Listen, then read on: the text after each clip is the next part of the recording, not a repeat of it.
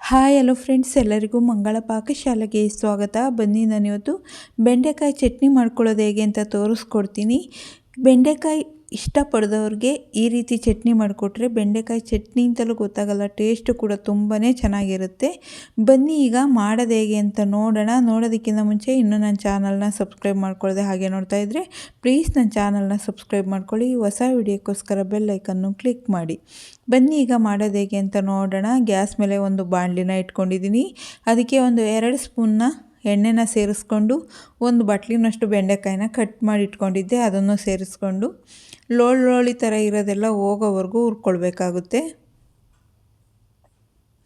ಇದನ್ನು ಲೋಳಿ ಎಲ್ಲ ಹೋಗೋ ತನಕ ಹುರ್ಕೊಳ್ಳೋದಿಲ್ಲದ್ರೆ ಚಟ್ನಿ ಚೆನ್ನಾಗಿರಲ್ಲ, ಟೇಸ್ಟ್ ಬರಲ್ಲ. ಹಾಗಾಗಿ ಪೂರ್ತಿಯಾಗಿ ಲೋಳಿ ಥರ ಇರೋದೆಲ್ಲ ಹೋಗೋವರೆಗೂ ಹುರ್ಕೊಂಬಿಡೋಣ.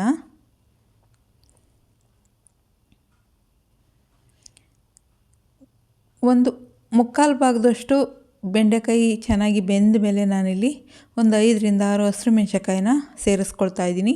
ನಮಗೆ ಖಾರಕ್ಕೆ ಎಷ್ಟು ಬೇಕಷ್ಟು ಸೇರಿಸ್ಕೊಳ್ಳೋಣ. ಮೆಣಸಿನಕಾಯಿ ಚೆನ್ನಾಗಿ ಫ್ರೈ ಆದಮೇಲೆ ಒಂದು ಚೆನ್ನಾಗಿ ಹಣ್ಣಾಗಿರೋಂಥ ಟೊಮೊಟೊನ ಸೇರಿಸ್ಕೊಳ್ತಾ ಇದ್ದೀನಿ, ಚಿಕ್ಕದು. ಬೇಕು ಅಂದರೆ ಟೊಮೊಟೊ ಹಾಕ್ಕೊಳ್ಳಿ, ಬೇಡ ಅಂದರೆ ಇಷ್ಟ ಇಲ್ಲ ಅಂದರೆ ಸ್ಕಿಪ್ ಮಾಡಬಹುದು. ಟೊಮೊಟೊ ಹಾಕಿರೋ ಟೇಸ್ಟು ಡಿಫ್ರೆಂಟಾಗಿ ಬರುತ್ತೆ, ಅದಕ್ಕೋಸ್ಕರ ನಾನು ಟೊಮೊಟೊನ ಸೇರಿಸ್ಕೊಂಡಿದ್ದೀನಿ. ಈಗ ಟೊಮೊಟೊ ಎಲ್ಲ ಚೆನ್ನಾಗಿ ಎಣ್ಣೆಲಿ ಫ್ರೈ ಆಗಿದೆ.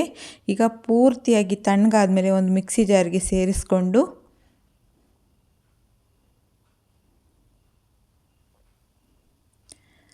ಸೇರಿಸ್ಕೊಂಡ್ಮೇಲೆ ನಾನಿಲ್ಲಿ ಒಂದು ಸ್ವಲ್ಪ ಕೊತ್ತಂಬರಿ ಸೊಪ್ಪನ್ನ ಸೇರಿಸ್ಕೊಂಡಿದ್ದೀನಿ, ಒಂದು ಕಡ್ಡಿಯಷ್ಟು ಕರಿಬೇವನ್ನ ಸೇರಿಸ್ಕೊಂಡಿದ್ದೀನಿ.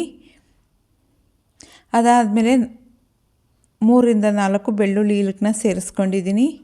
ರುಚಿಗೆ ಎಷ್ಟು ಬೇಕಷ್ಟು ಉಪ್ಪನ್ನು ಸೇರಿಸ್ಕೊಂಡು ನುಣ್ಣಗೆ ರುಬ್ಕೊಂಡ್ಬಿಡೋಣ. ಈ ರೀತಿ ರುಬ್ಕೊಂಡ್ಮೇಲೆ ನಾನು ನೀರನ್ನ ಸೇರಿಸಿಲ್ಲ, ಟೊಮೊಟೊ ಇರೋದ್ರಿಂದ ಹಾಗೆ ರುಬ್ಕೊಂಡಿದ್ದೀನಿ. ಒಂದು ಪಾತ್ರೆಗೆ ಸರ್ವ್ ಮಾಡ್ಕೊಳ್ತಾ ಇದ್ದೀನಿ. ಇದು ಚಪಾತಿಗೆ, ರೊಟ್ಟಿಗೆ, ದೋಸೆಗೆ ತುಂಬಾ ಚೆನ್ನಾಗಿರುತ್ತೆ. ಬೆಂಡೆಕಾಯಿ ಆರೋಗ್ಯಕ್ಕೂ ಕೂಡ ತುಂಬಾ ಒಳ್ಳೆಯದು. ಈ ರೀತಿ ಒಂದು ಸಲ ಬೆಂಡೆಕಾಯಿ ಪಲ್ಯ ಮಾಡಿ ಬೇಜಾರಾಗಿದ್ದರೆ ಈ ರೀತಿ ಚಟ್ನಿ ಮಾಡ್ಕೊಳ್ಳಿ, ತುಂಬಾ ಚೆನ್ನಾಗಿರುತ್ತೆ. ಮಕ್ಕಳಿಗೂ ತುಂಬಾ ಇಷ್ಟ ಆಗುತ್ತೆ. ನಿಮಗೇನಾದರೂ ಈ ವಿಡಿಯೋ ಇಷ್ಟ ಆಯಿತು ಅಂದರೆ ಪ್ಲೀಸ್ ಒಂದು ಲೈಕ್ ಮಾಡಿ, ಶೇರ್ ಮಾಡಿ, ಸಬ್ಸ್ಕ್ರೈಬ್ ಮಾಡಿ. ಹೊಸ ವಿಡಿಯೋಕ್ಕೋಸ್ಕರ ಬೆಲ್ ಐಕನ್ನು ಕ್ಲಿಕ್ ಮಾಡಿ. ಯಾರ್ಯಾರು ವಿಡಿಯೋ ನೋಡಿದ್ದೀರೋ ಅವ್ರಿಗೆಲ್ಲ ಧನ್ಯವಾದಗಳು.